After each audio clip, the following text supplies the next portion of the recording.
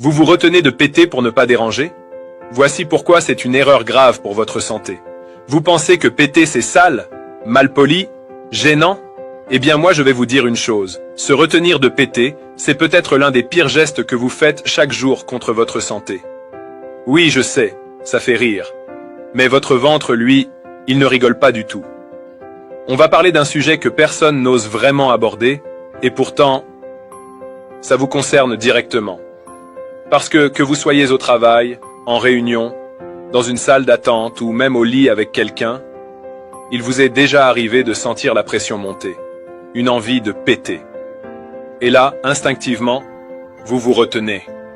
Vous vous dites, pas maintenant, c'est gênant, faut que je tienne.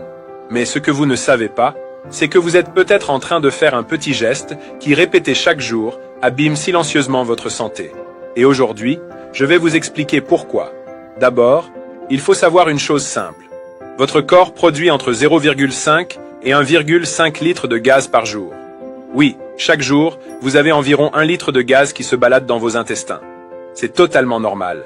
C'est le résultat de votre digestion, de ce que vous mangez, de l'air que vous avalez, et surtout du travail de vos bactéries intestinales. Alors imaginez un peu, vous avez ce gaz qui doit sortir, c'est prévu comme ça. Et vous décidez de le bloquer. De le garder à l'intérieur. Encore et encore. Ça commence doucement, ballonnement, lourdeur, maux de ventre. Puis avec le temps, vous ressentez des crampes, des douleurs digestives, parfois même des reflux acides.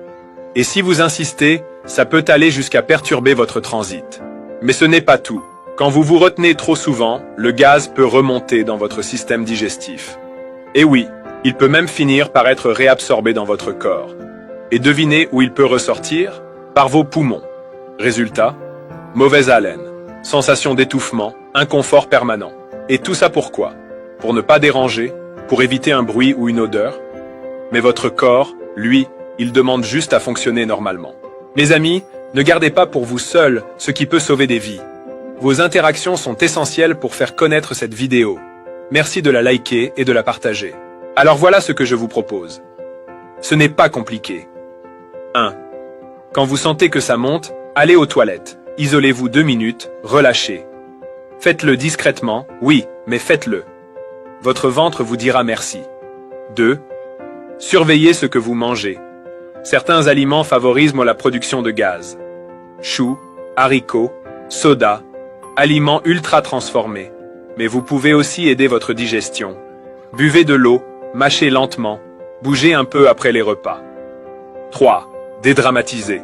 Péter, c'est naturel. C'est un signe que votre système digestif fonctionne. Ce n'est pas une honte, ce n'est pas un défaut, c'est juste la vie. D'ailleurs, on a déjà vu ça à l'hôpital. Une femme, très pudique, détestait l'idée de péter devant qui que ce soit. Même seule, elle se retenait. Après plusieurs semaines à souffrir en silence, elle a commencé à avoir de fortes douleurs au bas-ventre. L'échographie a montré que ses intestins étaient gonflés à cause de l'accumulation de gaz. Depuis qu'elle a compris ça, elle a changé. Maintenant, dès qu'elle sent que ça vient, elle s'isole. Et elle laisse faire. Et devinez quoi? Ses douleurs ont disparu.